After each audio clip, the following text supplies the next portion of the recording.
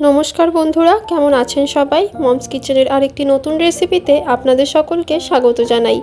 তো আজকে আমি তৈরি করব সুজির বিস্কিট। তো এটি তৈরি করার জন্য আমি প্রথমেই নিয়ে নিলাম হাফ কাপ মতো সুজি।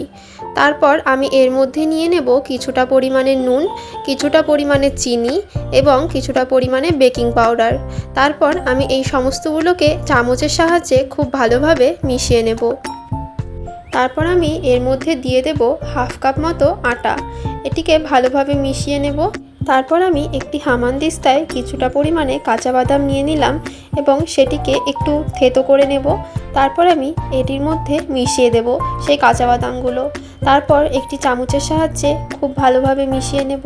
তারপর আমি এর মধ্যে দিয়ে দেব সাদা তেল এবং তারপর আমি একটু চামচ দিয়ে প্রথমে মিশিয়ে নিয়ে তারপর আমি হাত দিয়ে ভালোভাবে মেখে নেব। তারপর আমি এর মধ্যে দিয়ে দেব কিছুটা পরিমাণে দুধ এবং হাত দিয়ে পুনরায় ভালোভাবে মেখে নেব।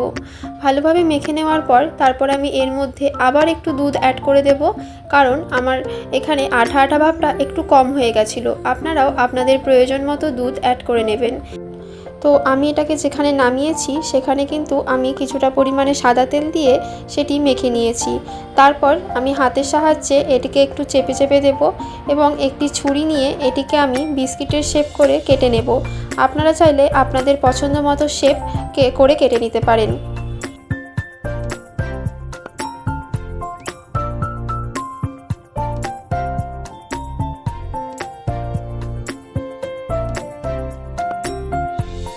তো এরকমভাবে কেটে নেওয়ার পর সাইডে যেগুলো বেঁচে গেছিলো সেগুলো দিয়েও কিন্তু আমি আবার তৈরি করে নিয়েছি বিস্কিট।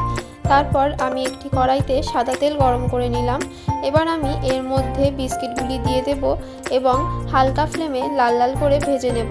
ফ্লেম আপনারা দেখবেন যেন হালকাই থাকে, নয়তো ভেতরটা কিন্তু ভালোভাবে ভাজা হবে না। তো লাল লাল করে ভেজে নেওয়ার পরই তৈরি হয়ে গেল আমাদের সুজির বিস্কিট। রেসিপিটি যদি আপনাদের ভালো লাগে তাহলে অবশ্যই বাড়িতে একবার ট্রাই করবেন এবং আমাকে কমেন্টে জানাতে ভুলবেন না যে আপনাদের কেমন লাগলো। আমার চ্যানেলের ভিডিওগুলি যদি আপনাদের ভালো লাগে তাহলে অবশ্যই আমার চ্যানেলটিকে সাবস্ক্রাইব করে দেবেন এবং এই ভিডিওটি যদি আপনাদের কিছুটা ভালো লেগে থাকে তাহলে অবশ্যই একটি লাইক করে পাশে থাকবেন। সুস্থ থাকবেন, ভালো থাকবেন। দেখা হচ্ছে আবার পরবর্তী আরেকটি নতুন রেসিপি নিয়ে মমস কিচেনের আরেকটি নতুন ভিডিওতে। আজকের মতো এইটুকুই, টাটা।